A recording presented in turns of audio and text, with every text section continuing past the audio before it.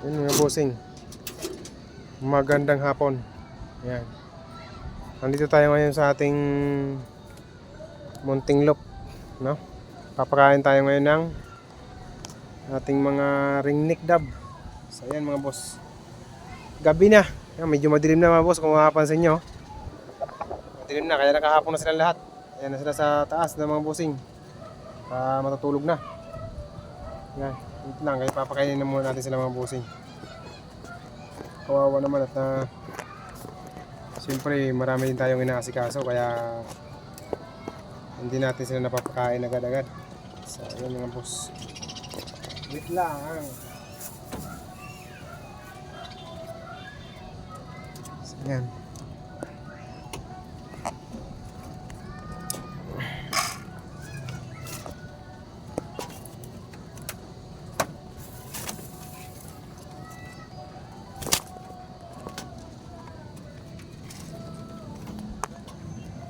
Yung mga busing, nabigyan na natin sila ng pagkain. So yan, medyo ilawan na lang natin mga boss ng saglit, no?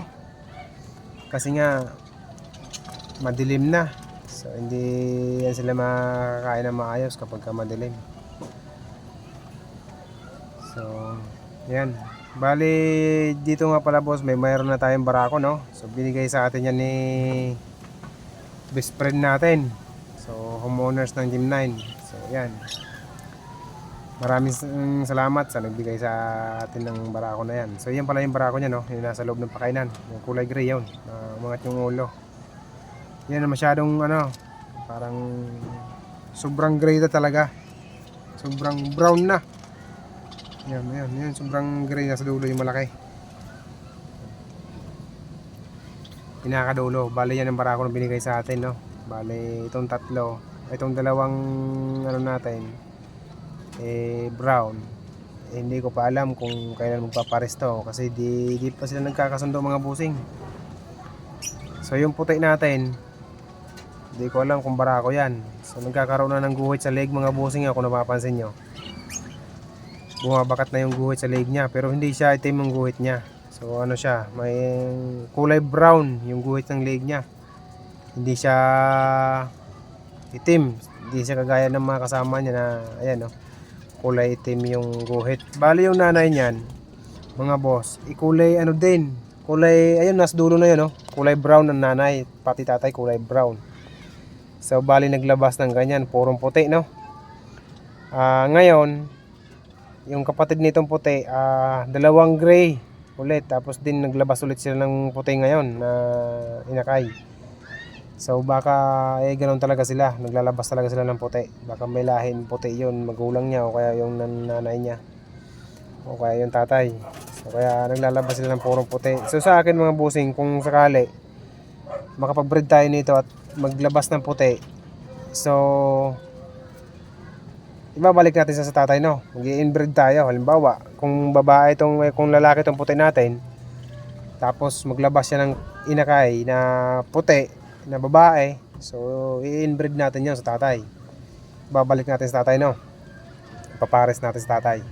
So susubukan natin kung maganda ba yung kakalabasan sa inbreed ng mga ganitong klaseng ibon. Kasi base sa akin mga karanasan sa pag-aalaga ng mga ibon mga busing, sa kalapate, kapag ka-inbreed, medyo lumiliit yung ilong, no. Halimbawa, yung tatay at saka yung anak pinagpares mo, kaya yung nanay at saka yung anak pinagpares mo, medyo hindi na sila magiging kagaya dun sa mga unang nilabas na yung ilong ay malalaki.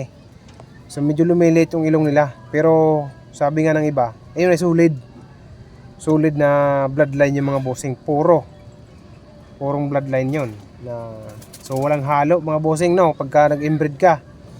Kasi dugo ng tatay yung inakay, tapos ibabalik mo sa tatay, so solid yung dugo nun. Kaso nga lang medyo liliit sa kalapate. Pero susubukan natin dito sa mga ibon natin mga bossing. Wala naman masama, no, kung susubukan natin dyan. Kaya ganoon ang gagawin natin mga boss. Wait lang, bibigyan na muna natin sila ng tubig. Yan, uhaw na uhaw. Yan, tubig lang mga bossing, kulay chocolate. Siyempre may vitamins yan mga bossing. May nakalutang pa. Kahoy. Inom na kayo. Hindi na kayo mahiya. Walang bayad yan. Bali, ito nga pala bossing na ano natin, mga ring neck dab, no. Papadamihin natin to, din ito yung ipapalit natin ng mga cage. So, ito ang bala ko dito. Magparami ng mga ring neck dab. Then, ipalit natin ng mga cage, no. So, depende na lang sa usapan natin kung magkakasundo tayo sa ano natin, sa pag-uusapan natin kung sakali. Kasi sa mga ganitong edad, ang palit ko ay isang pares, isang cage, no. Bali, 2 piraso na sila. Isang pares, then isang cage. Kapag ka nagkasundo tayo, edi goods. Kapag hindi naman, goods pa din siyempre. So, ayan mga bossing, maraming salamat. Thank you.